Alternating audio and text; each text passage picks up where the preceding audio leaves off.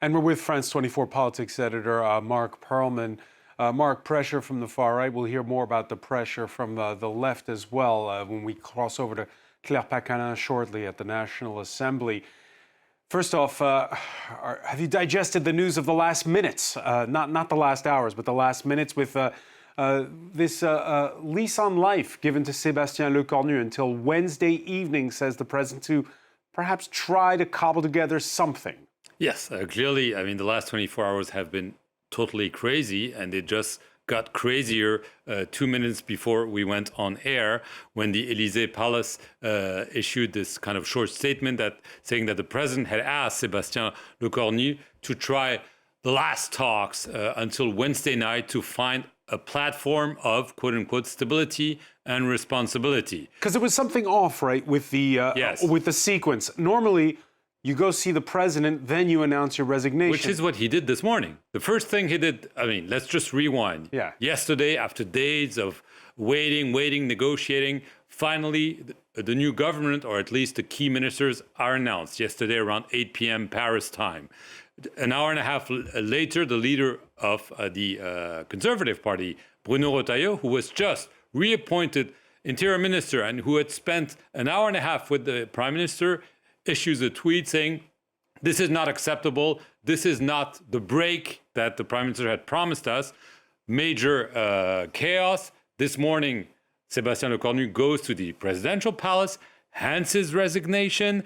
It is accepted by Emmanuel Macron. The Élysée issues a statement. The president has met with the prime minister, accepted his resignation. So then the prime minister goes and addresses briefly the French people, saying, you know, the conditions were not ripe for me to keep trying. I've tried.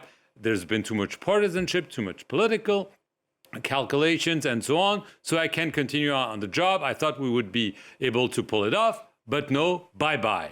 And then people are, trying. All the parties hold emergency meetings. There's the possibility that there could be snap election, that Emmanuel Macron could try with the prime minister from the left. And then something strange happens. The prime minister, the outgoing prime minister, President Lecornu, goes back to the Élysée Palace.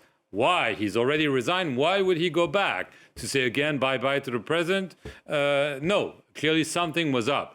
Then, just a few minutes ago, after going to the Élysée Palace, President Lecornu heads to the Senate, where he is meeting with the president of the Senate, Gérard Larcher, who is a member of the Conservative Party and a clear heavyweight. Why would he do this if he already had resigned? So clearly something was up, and we just found out, as I said, at 5:58, when the Élysée Palace saying, he's not actually totally resigned. He's going to try one last time to form a government and get the backing of all the parties and eventually survive in parliament. But it's crazy. Just very briefly, since we are doing forensics over the last 24 hours, still digesting it, who stitched up who? Because the head of the Conservatives, the outgoing interior minister, claims he didn't know Bruno Le Maire would be named.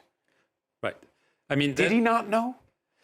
That's what he says. And I mean, he went on national television, Bruno Retailleau. He tweeted yesterday night, the trust is not there anymore. We cannot support the government. This, at 1 p.m., after a meeting with the heavyweight of his party, he said, I met with the prime minister an hour and a half. He never told me that Bruno Le Maire was being appointed. So that's a breach of trust. We cannot trust this person anymore. And this is, not what the French are waiting. So we couldn't accept this. And now we're learning that maybe President Lecornu will try to be able to stitch together a government and possibly still with the Conservative Party, because if he goes to see the head of the Senate, Gérard Larcher, it's probably to see if there's a possibility. And in the meantime, what happened also, and Bruno Le Maire publicly said that he was renouncing his position of outgoing defense minister. Why would he say that he is resigning a position to which he was not really appointed? It's probably to take away the irritant between Emmanuel Macron, President Lecornu on one hand, and the Conservative Party on the other hand, because they felt betrayed by the appointment of Bruno Le Maire as defense minister. Try to figure out. It's going to be very complicated, but it's yet another crazy story after a crazy day.